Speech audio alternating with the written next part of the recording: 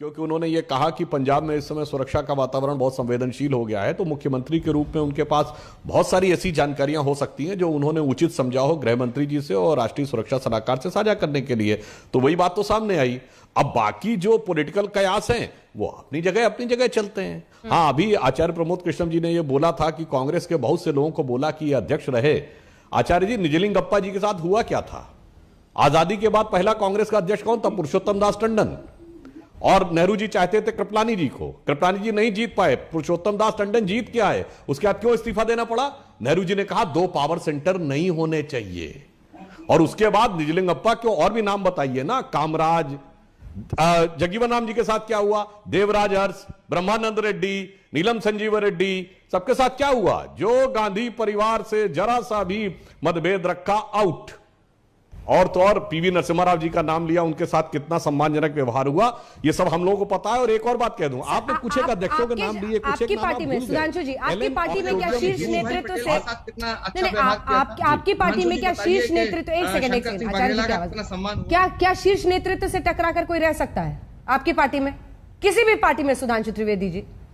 हाँ, हम बताते हैं। देखिए, अंतर जानते क्या है? कांग्रेस एक फंडामेंटली लीडर बेस्ड पार्टी है और हम विचारधारा प्रेरित कैडर बेस्ड पार्टी। हमारे यहां आपको एक नहीं बहुत से ऐसे लोग मिलेंगे, परिवार, कई मुद्दों पे उनका मतभेद रहा। और मगर अटल जी ने कहा मनभेद नहीं होता। क्यों नहीं होता? क्योंकि वो कहते हैं हम विचारधारा के लिए हैं, हम राष्ट्रवाद के लिए हैं। कोई कहता हम हिंदुत्व के लिए हैं, हमें कोई चीज नहीं भी अच्छी लगती है हम उसके साथ हैं। इसीलिए अटल जी ने कहा था मतभेद हो सकते हैं, मनभेद नहीं हो सकते। इनके यहां सत्ता के लिए हैं, इसीलिए जैसे ही पावर से बाहर होते हैं खटाखट टूटने लगते हैं। जितने इन्होंने नाम गिनाए, मैं और भी लंबा गिना सकता हूं, पिछले 100-125 सालों में कितनी बार ये टूटे हैं। हमारे यहां नेतृत्व के साथ मतभेद का अर्थ इसलिए नहीं होता है क्योंकि हम विचारधारा से प्रेरित, अनुशासित हैं। और यदि नेतृत्व कभी हमारा ऐसा होता ही नहीं है जो नैसर्गिक ना हो। मैं ये बातें पहले भी कई बार बोल चुका हूं। इस देश में 2 ही प्रधानमंत्री हमने दिए, अटल जी और मोदी जी।